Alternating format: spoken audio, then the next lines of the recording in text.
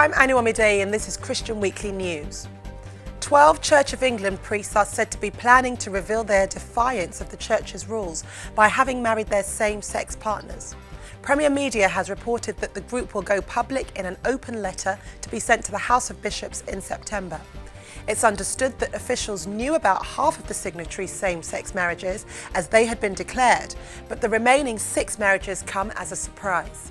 The Church of England's position had been stated by Archbishops of Canterbury and York in 2014 when they said that clergy cannot enter into same-sex marriages. They also stated that those in such marriages will not be ordained. Recently, the Church has responded to the letter by reference to the formal process of the shared conversations that has occurred over the last 2 years, stating, "Through those conversations, deep convictions have been shared and profound differences better understood. It is our hope that what has been learned through the relationships developed will inform the way the Church conducts whatever further formal discussions take place in the future." Andrea Williams, Chief Executive of Christian Concern, expressed her disappointment and view that the signatories are trying to undermine the authority of the teaching of the Church. In other news, photographs of French police forcing a Muslim woman to undress on a beach in Nice have raised questions of the freedom of all religions in France. Secularism has long been established in France, the view being that any undue influence of religion will be weakened if it's kept out of public spaces.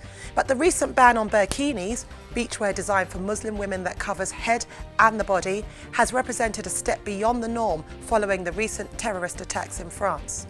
Harry Farley from the media publication Christian Today argues that it's not just Muslims and Jews that are being targeted by France's implementation of secularism, but Christians also. He also contends that rather than banning religion from the public sphere, France should welcome it as one voice alongside many others in a genuinely diverse and multicultural society. The British government has released a summary of the findings into its review into Islamic extremism in British prisons. The full report remains classified, but the review concludes that Islamic extremism is a growing problem in British prisons.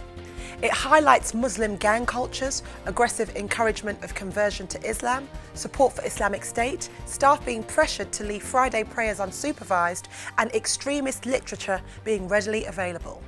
It also concluded that cultural sensitivity among staff towards Muslim prisoners has extended beyond the basic requirements of faith observance and could inhibit the confrontation of extremist views. And finally, 1,527 young people have committed their lives to Christ over the past 4 weeks at the Soul Survivors Summer Festivals in Scotland, Staffordshire and Somerset in the UK. 26,000 people attended 5 different events spread over the 3 locations, with speakers such as the Archbishop of Canterbury, Justin Welby, Tim Ross from Texas, Miriam Swaffield and Mike Hands from Australia. Well, that's all we have time for today. I'm Omideyi and this is Christian Weekly News.